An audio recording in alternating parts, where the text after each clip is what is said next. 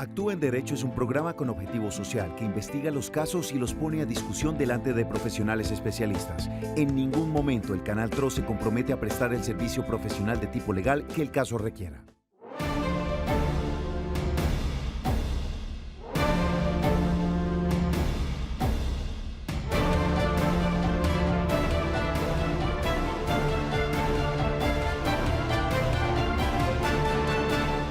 Hola, ¿qué tal? Un cordial saludo. Bienvenidos a Actúe en Derecho después de Oriente Noticias. Iniciamos con el programa jurídico del Canal TRO dedicado a ustedes, a la comunidad, donde atendemos cada una de esas situaciones y le decimos qué puede hacer para que un especialista en derecho lo asesore. A partir de este momento le invitamos para que se conecte con nosotros e interactúe a través de WhatsApp en el 310-245-8548. Usted nos puede enviar un mensaje de texto, un mensaje de audio o un mensaje en video con su situación. También se puede comunicar en vivo al 648-4820, nos deja escuchar su voz y su problemática y, por supuesto, los especialistas van a atender su situación. Saludamos especialmente a todas las personas que se conectan a través de Facebook Live, a través de este canal también nos pueden hacer preguntas y pues un saludo también especial para toda la gente del radio alternaonline.com, que día a día nos retransmite de 7 a 8 de la mañana. En la tarde de hoy vamos a estar hablando de insolvencia económica. Lo habían solicitado nuevamente varios televidentes acerca de bueno, qué hacer, porque es que este tema de las deudas es muy complicado, me tienen embargado, tengo una situación bastante fuerte, ¿qué alternativa hay que me pueda permitir continuar sin llegar a decir, bueno, ya me tocó cerrar a pagar y pues quedarme endeudado? No. Hay una alternativa para esto y es la insolvencia económica. Por supuesto, hoy hemos traído a un especialista para que atienda cada una de esas inquietudes, así que desde ya empiece a escribirnos a través de nuestro WhatsApp, a través de nuestra línea directa o a través de nuestro Facebook Live. Abogada Marlene Murcia, muy buenas tardes. Muy buenas tardes, John. Muy buenas tardes para todos nuestros televidentes. Esta tarde tenemos un tema muy importante y es el tema económico. El tema de las deudas, los embargos que nos quitan el sueño, que nos roban la tranquilidad, que no nos permiten disfrutar de la vida con plenitud. Entonces, esta tarde pueden ustedes estar trayendo todas las inquietudes que tengan sobre deudas, embargos, el tema de insolvencia, en fin, está aquí nuestra invitada que nos va a aclarar el panorama legal sobre este tema. Así es, especialista y abogada de la casa, Sol Juliana Villamizar se encuentra con nosotros, una hora que le va a dedicar a todos nuestros televidentes a solucionar cada una de sus inquietudes. Abogada, nuevamente bienvenida. Buenas tardes, John. Buenas tardes, doctora Marlene. Y buenas tardes a todos los televidentes. A pesar de que este tema ya lo habíamos tratado en este programa, los televidentes aún generan dudas, tienen inquietudes sobre cómo aplica la norma, para qué tipo de deudas, qué hacer si ya tengo problemas o procesos judiciales. Bueno, la invitación es que interactúen con nosotros y podamos resolver todas esas inquietudes que ustedes tienen acerca de este bondadoso tema.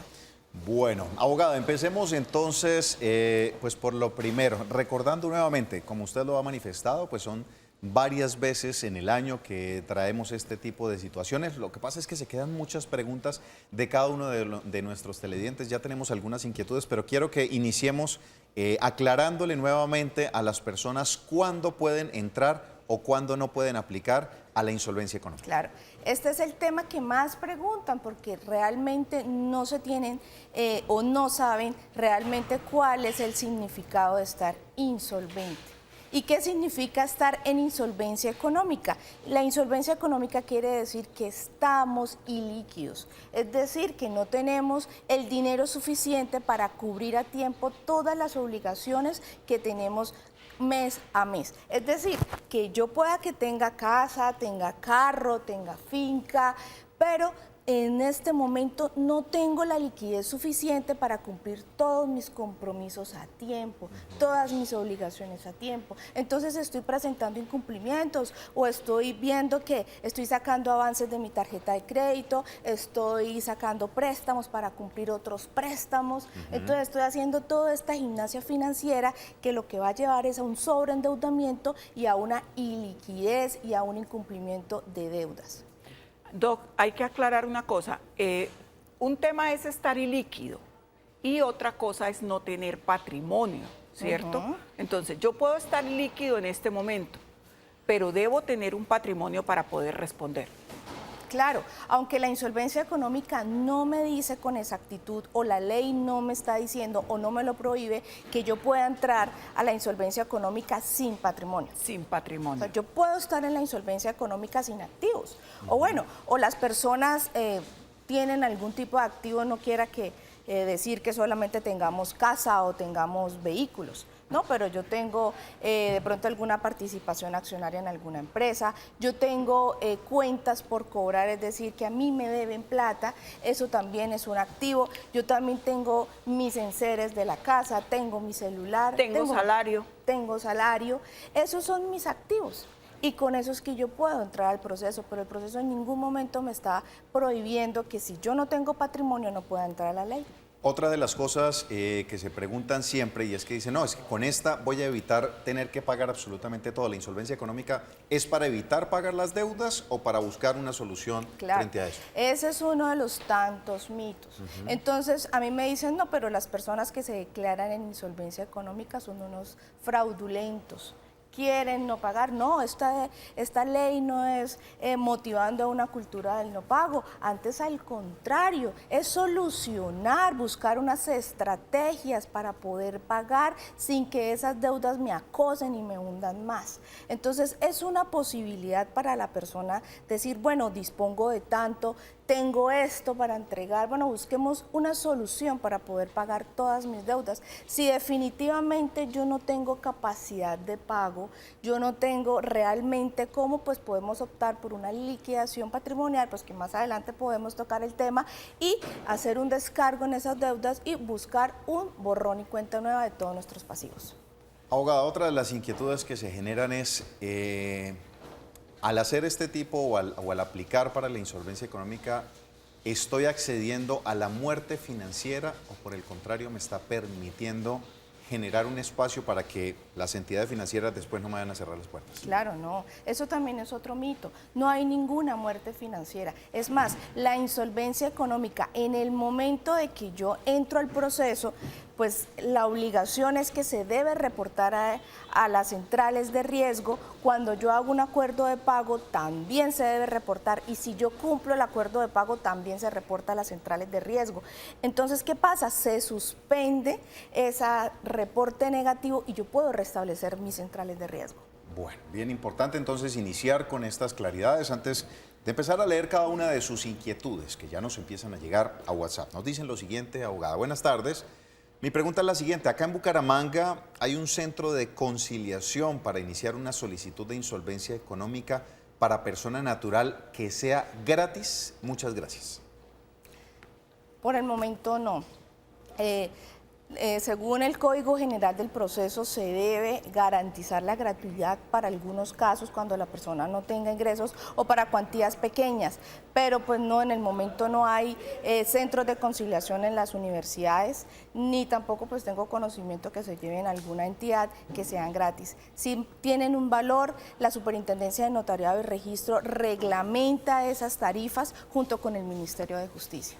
Muy bien, nos preguntan también qué tan cierto es que sí o sí se requiere de un abogado especialista para poder acceder a este tipo de solicitudes de insolvencia económica. Bueno, nos dice el Código General del Proceso, que es el que regula ese trámite de insolvencia económica, que usted lo puede hacer directamente o a través de un abogado. Ajá. Pero ¿cuál es la recomendación? De todos modos, la solicitud se tiene que ajustar a derecho.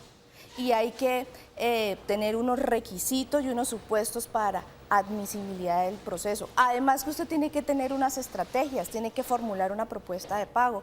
Entonces, una persona que realmente no conozca de derecho, pues acceder a ese trámite directamente es un poco complicado. Y la otra, que ustedes tienen que reunirse con los acreedores, con todos los acreedores, y los acreedores siempre mandan que representen un abogado, como es el caso de las entidades financieras. Siempre va a tener una representación de un abogado las entidades financieras. Y si ustedes no conocen esos lenguajes de los abogados, pues es bien difícil. Entonces es mejor, es más recomendable. fácil y es recomendable que acudan con un abogado.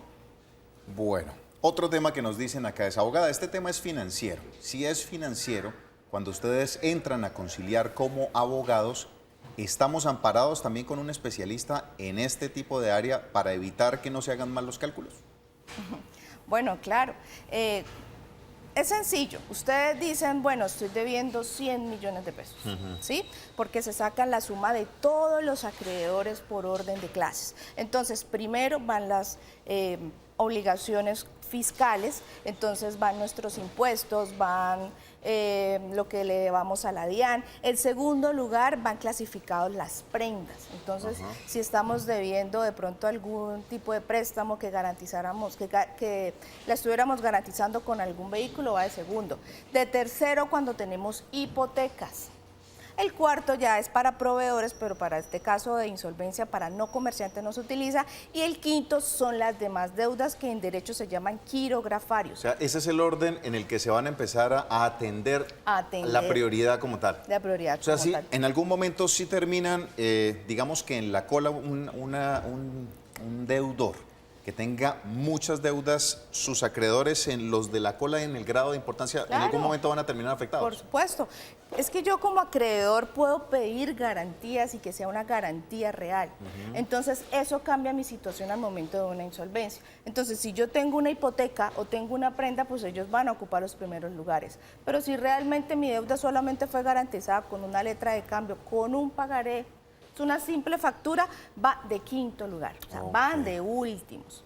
Ya después de que saquemos toda la suma de cuánto estamos debiendo, yo tengo que proyectar esa fórmula de arreglo mediante un plan de pagos. Entonces yo puedo decir, bueno, yo me gano 5 millones de pesos como empleado y me gano unas comisiones por mi trabajo. Son 5 millones de pesos. Tengo unos gastos de subsistencia que se dividen en arriendo, pago seguridad social, pago mercado, le ayudo a mis hijos en el colegio, mi esposa me ayuda con tanto y haciendo mis cuentas yo me gasto 2.500.000 mensual.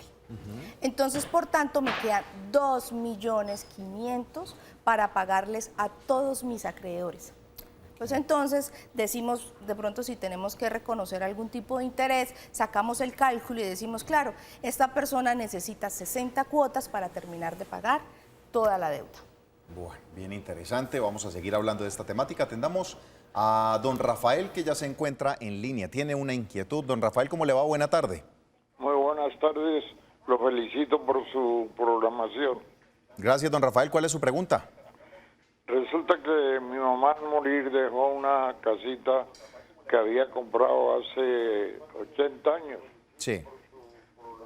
Al morirse, como la casa estaba a nombre de ella todavía, un hermano cogió y puso a una persona para que la reclamara por prescripción adquisitiva de dominio. Entonces le dieron la prescripción y a continuación él le compró supuestamente a la persona a la que le habían asignado la casa por prescripción.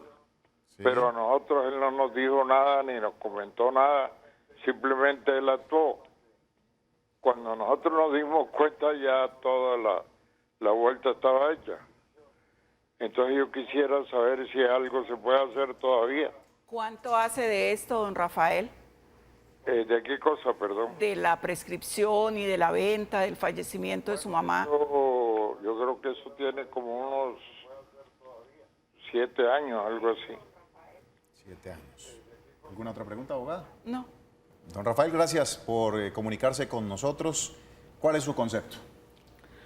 Pues realmente, para le hacer... iba a hacer una consulta, me quedó la inquietud del tema de la prescripción, si es una casa, lo que decía, él habló de un lote o de una casa. Una casa. Si es de una casa, la prescripción no aplica, es para lotes que se toman, que han estado descuidados, y llego yo y me apropio, pues me instalo allí y después de 10 años solicito la prescripción. No, no necesariamente. ¿En casas también se puede? También aplica. ¿Cómo aplica eso? También aplica. Igual, porque tú puedes tener un inmueble que has dejado abandonado y una persona Abrí llega la y puerta toma y entré. posesión, claro. Y ahí no hay una invasión, persona toma no hay... posesión del inmueble. Pues la posesión debe ser, como dicen derecho, quieta y pacífica. Ok. Él debió obtener esa posesión de manera quieta y pacífica. Ahí se excluye la invasión, porque la invasión no es una manera de posesión quieta y pacífica.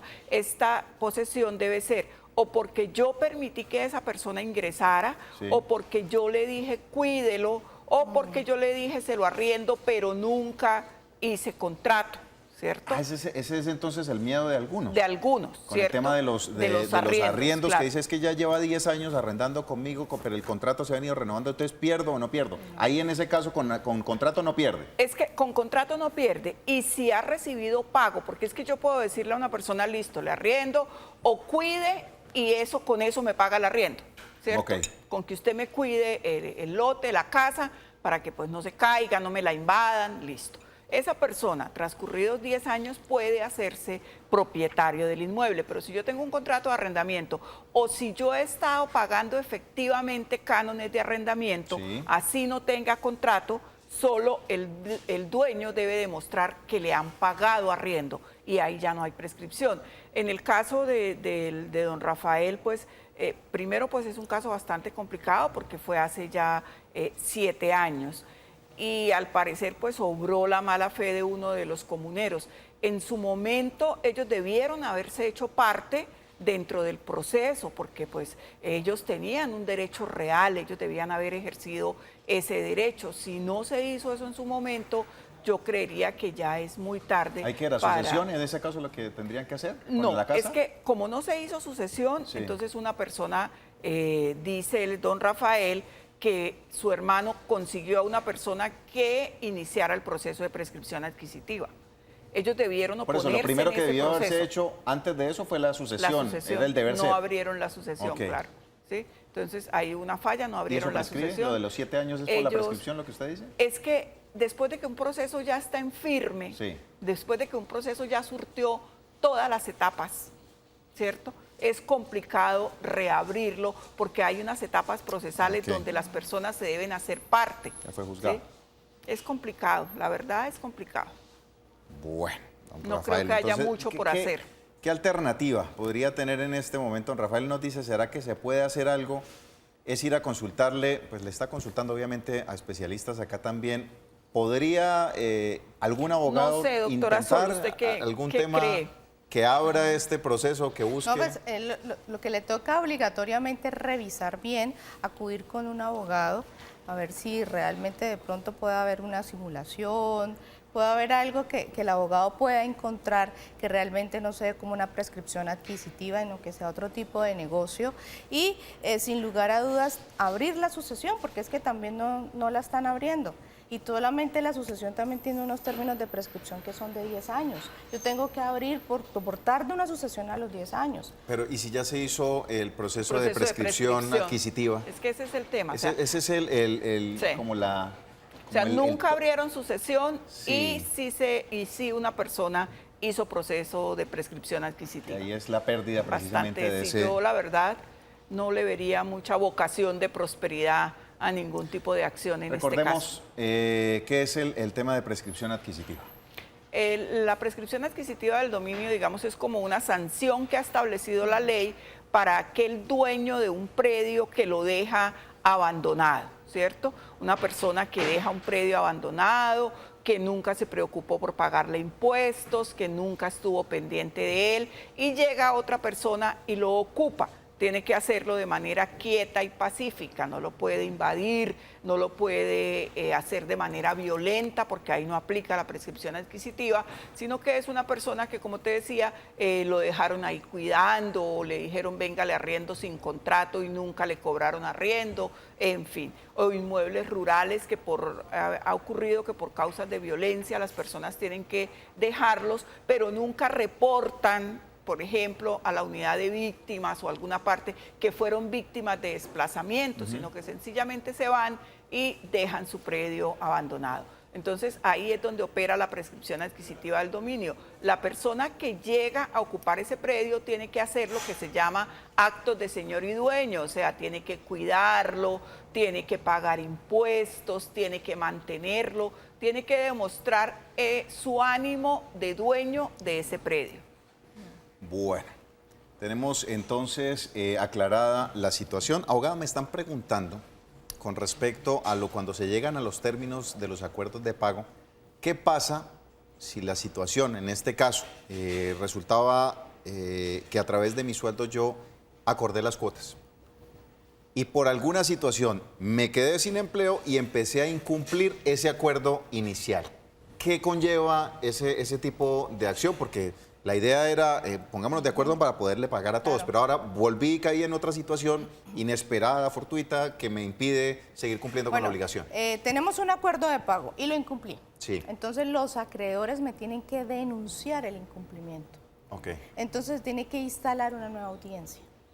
Entonces en esa nueva audiencia, como deudor, pues tengo que contar qué fue lo que pasó y si es posible, puedo reformar el acuerdo. Si los Entonces, acreedores lo permiten o no. claro, entonces, ¿qué pasa? Entonces, yo voy a formular otra propuesta de pago. Entonces, si yo dije en el acuerdo inicial que eran 60 cuotas, pero no, entonces realmente me bajaron el sueldo, cambié de trabajo, Sí. entonces puedo pagarla en 100 cuotas y si los acreedores están de acuerdo, es decir, que más de la mitad me digan que sí, volvemos y hacemos otro acuerdo de pago, reformamos ese acuerdo de pago. Si los acreedores pues no están interesados en esa nueva propuesta que formulé, se va a liquidación patrimonial.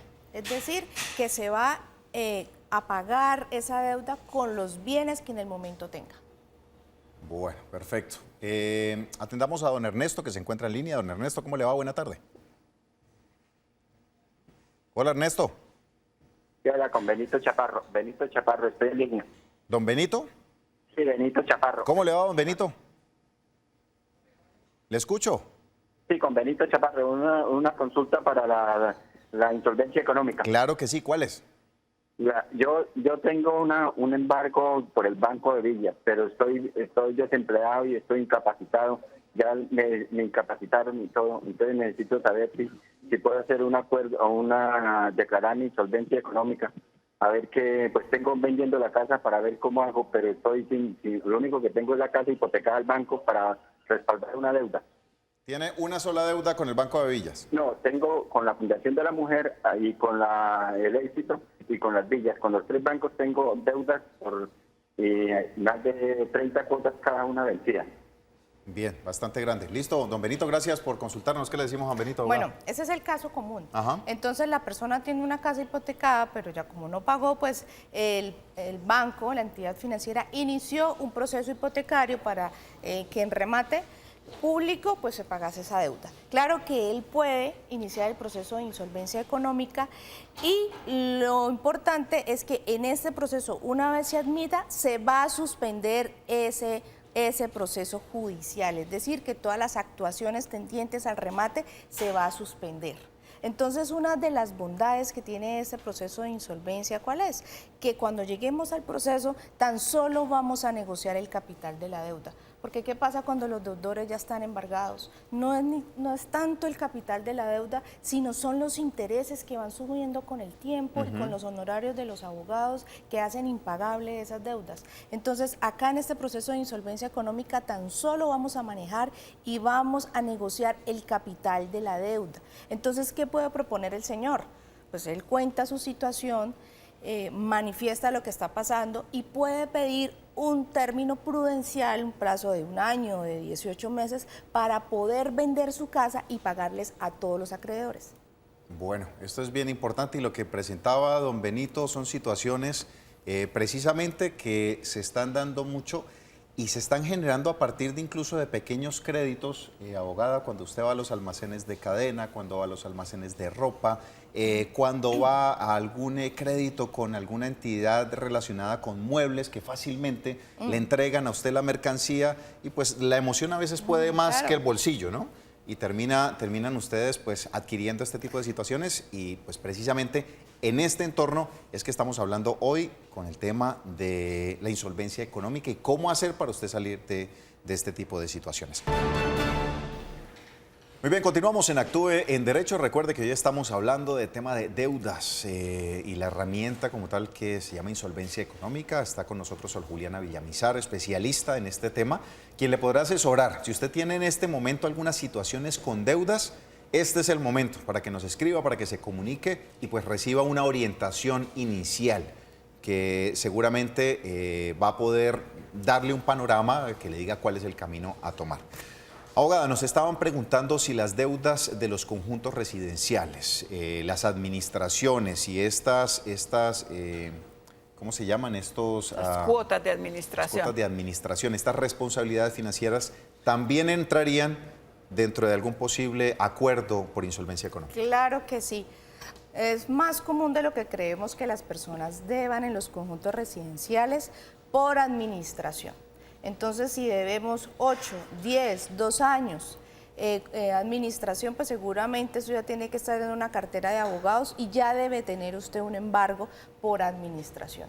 Claro que sí, a través de la insolvencia económica vamos a atender este tipo de obligaciones y podemos buscar un acuerdo de pago de solamente el capital. Pero ¿qué pasa? Esto tiene un tratamiento diferente. ¿Por qué? Porque es que los gastos de administración o la cuota de administración me generan mes a mes. Entonces, eso es una obligación de tracto sucesivo. Entonces, ya lo que pasó, que si yo debo 2 años, 3 años, 8 meses... Sí, aquí no es de préstamo como tal, sino aquí es de una responsabilidad que mes a mes va causando. Claro, se llaman de tracto sucesivo, como es lo que pasa con los cánones de arrendamiento o con las cuotas de leasing. Entonces, esos gastos de tracto sucesivo en el momento de la insolvencia tan solo van a entrar lo que yo tenga en mora. Si yo debo 8 meses de administración, 1 año de administración, eso es lo que vamos a atender en la insolvencia. A partir de que la insolvencia sea admitida, vamos a continuar a pagar la administración como si fuera un mes y no vamos a pagar lo anterior. Entonces, si mi administración es de 80.000 pesos, pues en el momento en que entra la insolvencia, metemos ese año que tengo de administración y en el momento en que se admita, empezamos a pagar nuevamente los 80.000 pesos que me genera la administración mes a mes. Y es que este tipo de deudas se ven bastante en los conjuntos residenciales, ¿no? Hay deudores con más de 12, 13 millones de pesos de los pagos de las administraciones. Bueno saberlo. Y entonces también aplican los arriendos. Usted también los mencionó, claro, ¿no? Los arriendos. Los arriendos que tenga durante... ¿Y estos en qué orden están? El orden que usted ha dicho es ¿en qué orden se termina pagando esto? De quinto. De quinto, o sea, está lejitos. Está lejitos.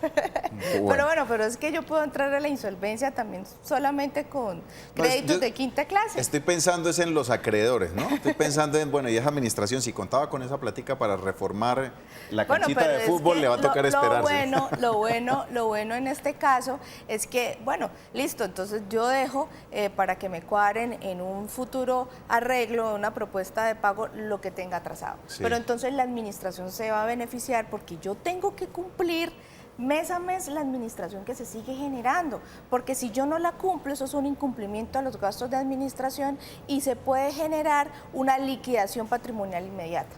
O sea, que yo no pueda continuar con el trámite de insolvencia, sino que se vaya inmediatamente a una liquidación.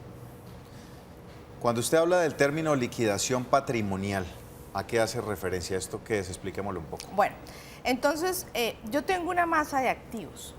Los que tenga en este momento, bueno, si tengo bienes inmuebles o bienes muebles, o realmente mi patrimonio es cero. Entonces yo voy, eso lo manejan a través de los jueces municipales. Entonces el centro de conciliación, ya una vez fallada ese acuerdo, que realmente pues no se hizo un acuerdo de pago o lo incumplí, pues se va al jueces civiles municipales a una liquidación patrimonial. Van a nombrar a un liquidador y el liquidador ¿qué va a hacer? Bueno, el deudor en el momento de la insolvencia tenía una casa. Entonces esa casa tiene un avalúo estimado de 300 millones de pesos y en deudas tiene 100 millones de pesos. Entonces, ¿qué va a hacer el liquidador? Le va a adjudicar esos 100 millones de pesos de deudas al inmueble. Entonces, ¿qué es lo bueno? Que si usted De pronto en un proceso normal, judicial, ejecutivo, pues la casa se va a rematar y se va a rematar sobre el 70% y le van a sumar intereses y le van a sumar honorarios, le van a sumar los honorarios del secuestre y realmente no va a quedar nada de casa. Si usted se va a una liquidación patrimonial, usted tiene su casa, entonces usted dice, bueno, le estoy debiendo 100 millones de pesos, que es lo que en ese momento quedó en la insolvencia, Sí. porque no se van a seguir generando intereses, no se van a generar honorarios, y se le adjudica por el 100% del avalúo. Entonces usted debe 100 millones, esos 100 millones se le adjudican a su casa de 300. Usted tiene el chance de quedarse con el 60% dueño de su casa. Entonces a Pepito Pérez, que yo le debía 20 millones, él se va a quedar con un porcentaje. A fulanito Pérez, o que le debía otros 20 millones, se va a quedar con otro porcentaje. Entonces todos van a quedar de dueños de la casa. Se asegura precisamente esa deuda y que no vaya a quedar incumpliendo. No tanto, pero usted como dueño de la deuda, como acreedor, va a quedar en un porcentaje en los bienes del deudor. Perfecto. Entonces, después, ¿qué va a pasar? Que se tiene que iniciar, es un proceso divisorio. O sea, pues realmente en estos procesos es mejor que los acreedores accedan a hacer un acuerdo de pago, porque que usted se quede con un porcentaje pequeño de una propiedad es bien difícil. Y es pues muy complicado después salir a un proceso divisorio y tratar de vender el inmueble o ahí sí de pronto rematarlo, pero eso es un desgaste y es tiempo que va pasando. Entonces es mejor tratar de hacer un acuerdo de pago y arreglar por las buenas con el deudor. Bueno, bien interesante entonces. Tenemos otra pregunta que nos envían a través de WhatsApp. Dice, buenas tardes, quisiera saber si el sueldo es embargable. Estoy reportada por una central de riesgo, se hizo un acuerdo de pago, pero solo puedo cancelar 200.000 pesos quincenales. El acuerdo de pago se hizo por 380 por 2 meses, pero no me alcanza para pagarlos. Así es, el total es de 1.520.000. La empresa, bueno, es una empresa de ropa con la que se tiene esta situación. Les agradezco su asesoría. Sí, claro. El salario es embargable después del salario mínimo. Entonces, reformule ese acuerdo de pago.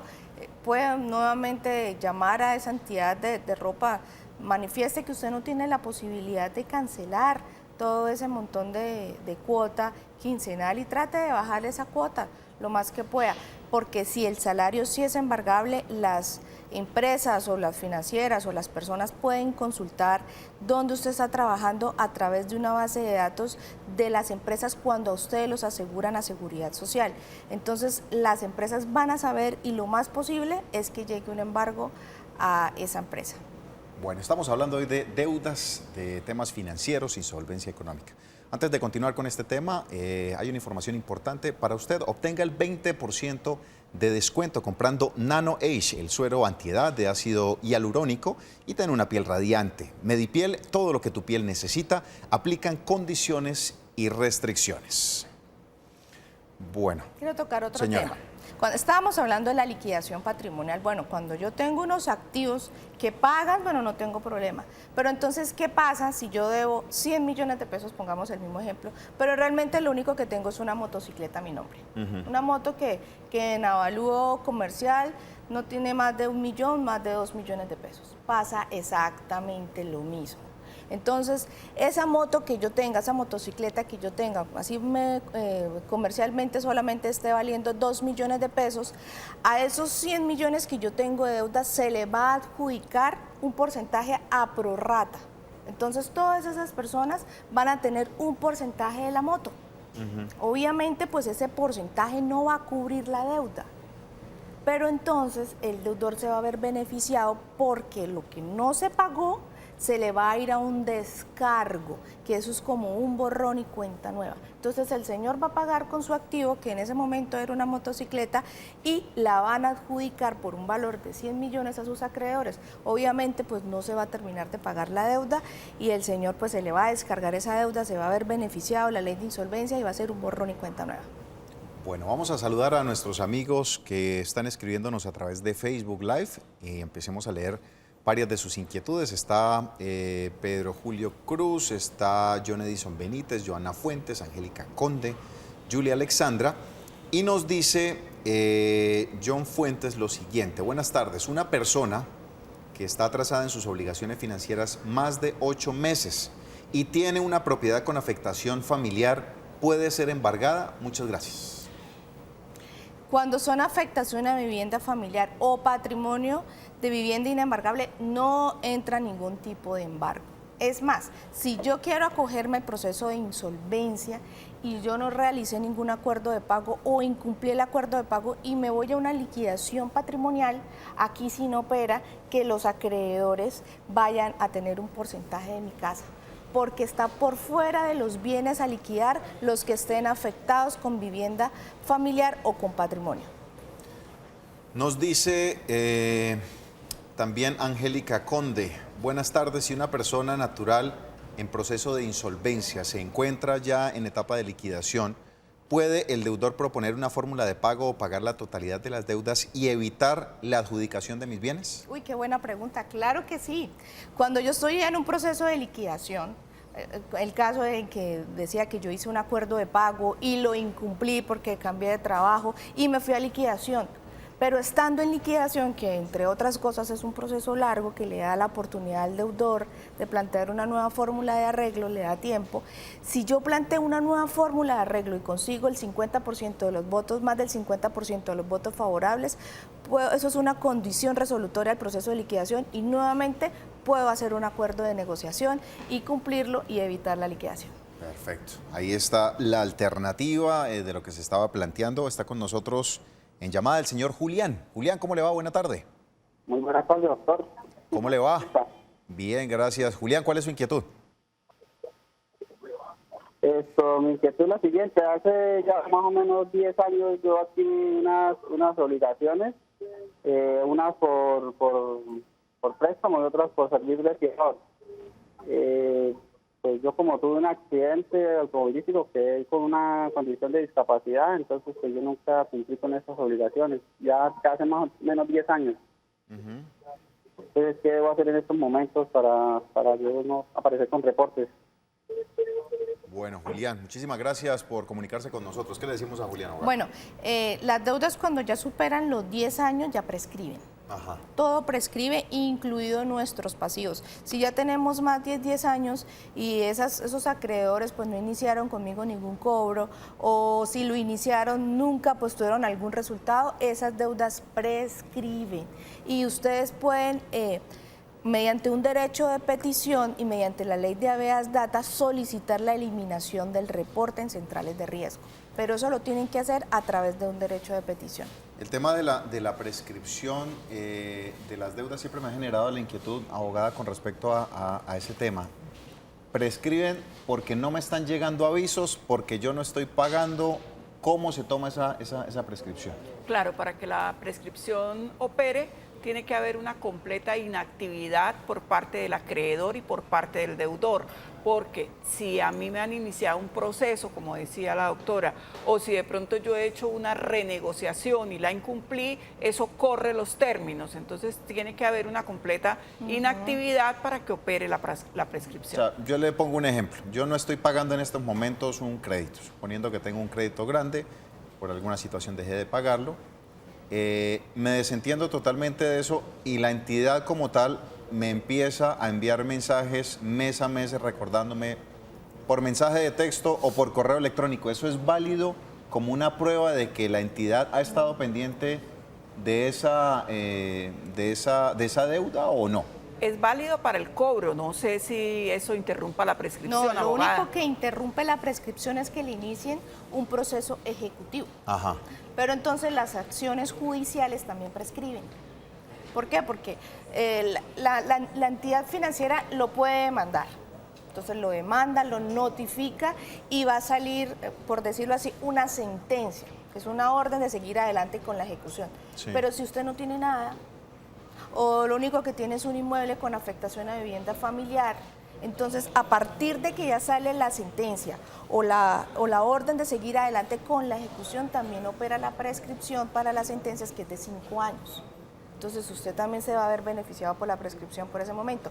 Pero si a usted le llegan mensajes, correos electrónicos, eso no interrumpe la prescripción, solo lo interrumpe una acción judicial, o sea, un proceso ejecutivo. Ok, porque eso es generalmente lo que piensan las personas y dicen, no, yo simplemente no contesto, no hago, no digo, me quedo en silencio y ya con eso dejo que pase el tiempo y prescribe, pero puede haber un proceso es que muy detrás de... seguramente la entidad no va a dejar que pasen 10 años sin iniciar el proceso, porque si yo llevo la deuda en 5 años, 6 años, no pago, me inician el proceso, la prescripción empieza a contar a partir del momento del proceso, no me tienen en cuenta los 5 años anteriores.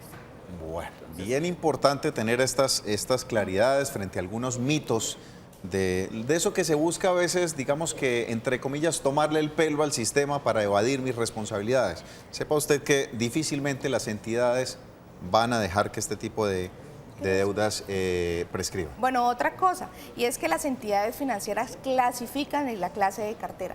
Entonces, si es una cartera reciente, si yo solamente tengo 20 días de mora, 40 días de mora, pues lo que me van a condonar es mínimo. Pero el sistema financiero, cuando ya castiga la cartera, yo puedo tener rebajas y descuentos hasta de un 80, 70% del capital de la deuda. Por eso es que la gente dice, uy, no, yo estaba debiendo 50 millones, pero me llamaron y me dijeron que me consiguiera 5 millones para que me dieran el paz y salvo. Ok. Entonces, eso es bien importante. Entre más pasa el tiempo, la cartera queda castigada y hay más condonación de capital de la deuda. Quieren recuperar algo finalmente, ¿no? Sí, no, pero quienes también aplican esto son las entidades financieras. Las entidades financieras son las que son tan acuciosas con el castigo de cartera. Normalmente las otras entidades no utilizan esto. Entonces, bueno, a no ser que se la compren, ¿no? Que llegan las otras entidades dedicadas a la compra de carteras y pues ya ahí la entidad, cuando usted va a llamar, vea, esta carterita, nosotros ya no la compraron, y ahora háblese con ellos. con la casa de cobranzas. Seguimos hablando de todo este tema de alternativas frente a situaciones de deuda, de qué es lo que usted tiene que hacer, cómo obrar, cuáles son los mitos, qué definitivamente es verdad y qué definitivamente no. Tenemos más inquietudes y nos dice un televidente lo siguiente: buenas tardes, quisiera saber si por deber 800.000 pesos de cuota en la administración me pueden embargar. Gracias, quedo atento a su orientación. Definitivamente sí, ¿no? Claro, sí. Es una responsabilidad y por eso lo van a embargar. Creería que podemos dejarla hasta ahí. La siguiente: quiero saber qué debo hacer. Presté un dinero en confianza, respaldada en una letra firmada por una pareja por cuantía muy alta. Ellos dijeron que me iban a traspasar el 50% de su casa, pero después de un año no me han pagado intereses ni capital. Y yo sé que en este momento la casa la traspasaron a un hijo para que no fuera embargada. Yo puedo alegar que ese traspaso fue hecho de mala fe, porque fue posterior a la fecha de la firma de la letra que tienen conmigo. Muchas gracias. Ahí queda, abogada. Bueno, cuando vamos a prestar un dinero, pues sepa el televidente que esta es una actividad considerada de riesgo. ¿Cuál es el riesgo? Que no me paguen. El riesgo es de que las personas sean insolventes y no me paguen. Entonces, cuando prestemos dinero, primero que nuestro dinero sea un excedente de capital que si lo vamos a perder, pues no va a afectar nuestra vida diaria. Y respaldar muy bien y garantizar muy bien el proceso. Pero entonces, ¿el qué puede hacer? Puede iniciar un proceso de simulación como para que ese bien vuelva a manos del quien eran los dueños, pero realmente también tiene riesgo porque en un proceso judicial nada está garantizado. Entonces, él puede iniciar el proceso, pero posiblemente pueda que ese tiempo lo pierda y que ese proceso judicial no concluya a favor de él. Entonces, es bien importante que en el momento que prestemos dinero lo sepamos hacer y lo respaldemos, ya sea con una prenda o con una hipoteca. Con una garantía real. Lo más importante es que cuando vamos a prestar dinero, y si es una cantidad importante, como dice nuestro televidente, no aplica ni opera aquí el principio de la confianza. Eso no aplica, como decía John en alguna oportunidad, hay que tener la garantía en mano y ahí sí damos. Plata en mano, jopo en tierra, dice el dicho. Sí, yo no abogada. lo quería decir, pero así es. Bueno. Vamos a hablarle a don Mario, que está con nosotros en línea. Don Mario, ¿cómo le va? Muy buena tarde. Buenas tardes, hágame un favor. Señor. Yo tengo una deuda con el Banco Pichincha desde el 2006. Sí.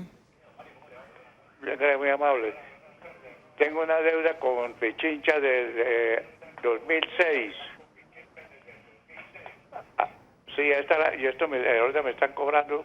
Quiero saber si eso no está ya, si ya no está vencida la deuda, porque desde el 2006 tengo esa deuda. Entonces yo quiero saber, para hacer un derecho de petición, para que me bajen de reporte si me toca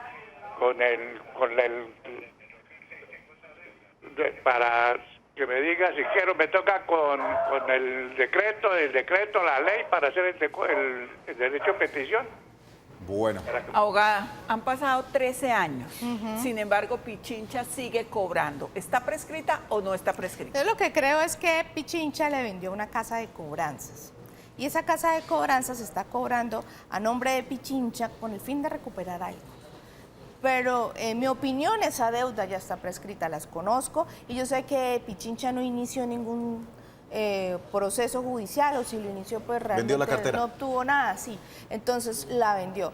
O él puede, para deshacerse ya y que le den un paz y salvo, pues negociar, porque ellos, vuelvo y les digo, solamente pagando un 10% del capital, un 20% del capital pueden obtener un paz y salvo. O pues aprovechar lo que hablamos de la prescripción y mediante un derecho de petición solicitar que esa deuda se prescriba y que cesen las acciones de cobro. Bueno, ¿y la salida de las centrales de riesgo seguirá ahí hasta que tenga la deuda vigente y ellos sigan reportando? ¿Lo tienen que sacar? Claro, la habeas data contempla otras formas diferentes al pago, entre esas está la prescripción. Entonces, si prescriben esas deudas, pues yo puedo salir de las centrales de riesgo una vez asuma la sanción, que son 4 años. Entonces, pasan los 10, yo tendría que estar 4 años más en centrales de riesgo para poder que me eliminen el reporte por completo. Entonces, serían 14 años. Bueno, listo, abogada. Estamos hablando hoy de deudas aquí en Actúe en Derecho. Vamos a hacer una pequeña pausa. Ya regresamos con más inquietudes.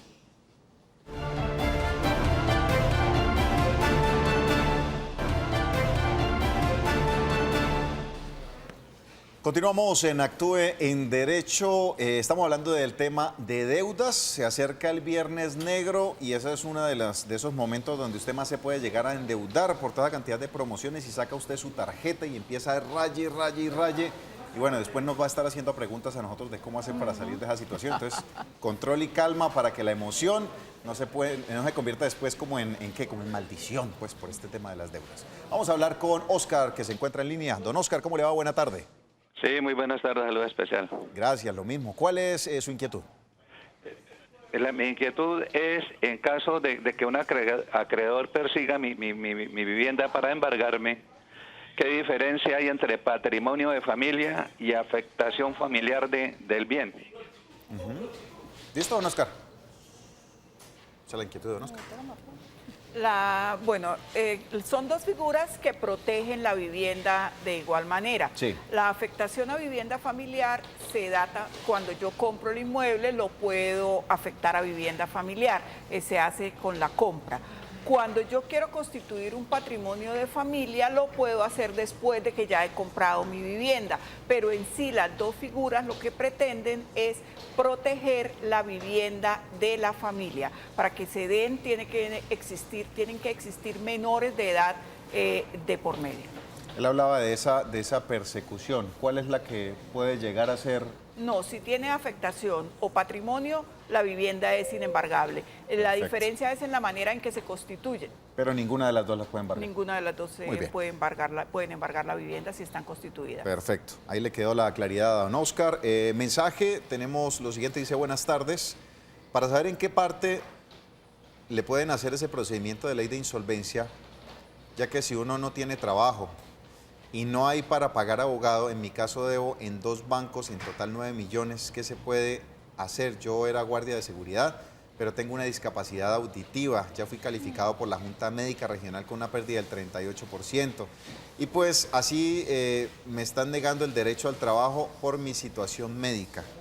Muchísimas gracias. Abogada, la pregunta de siempre en estas situaciones, y es que dice, pero es que si estoy con deudas, ¿yo cómo voy a hacer para pagar un abogado para salir de la insolvencia? ¿Qué respuesta le damos a este tipo de casos? Bueno, es que hay que tener unos recursos mínimos. Sí. Es que además, pues, la ley es muy bondadosa, es muy amigable, es muy buena, pero también el gobierno nacional ha implementado unas tarifas, y las tarifas las define la Superintendencia de Notariado de Registro y el Ministerio de Justicia. Además de que este tipo de procedimientos lo lleva a centros privados, como centros de conciliaciones privados o notarías que también son privadas. Entonces eso generan unos honorarios por parte de ellos. Ellos pueden acceder al trámite directamente, pero claro que les van a cobrar una tarifa administrativa y una tarifa administrativas, porque en este tipo de procesos hay un conciliador, hay que llevar unas notificaciones, esto tiene unos gastos, y esos gastos,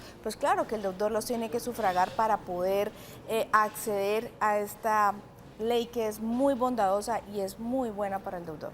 Abogada, 30 segundos para esta inquietud. Si yo entro en ley de insolvencia, ¿en algún momento puedo recuperar mi reputación crediticia para pedir un préstamo o ya quedó vetado? No, claro que sí. Este proceso de insolvencia económica le ayuda a usted a restablecer las centrales de riesgo. Recuerden que la insolvencia es transitoria, no queda de por vida. Y con eso logra llegar a los acuerdos de pago y quedar bien con todo el mundo. Claro. Bueno, abogada, muchísimas gracias por habernos estado acompañando en la tarde de hoy, abogada Marlet Murcia. A ustedes, televidentes, por seguir en sintonía día a día.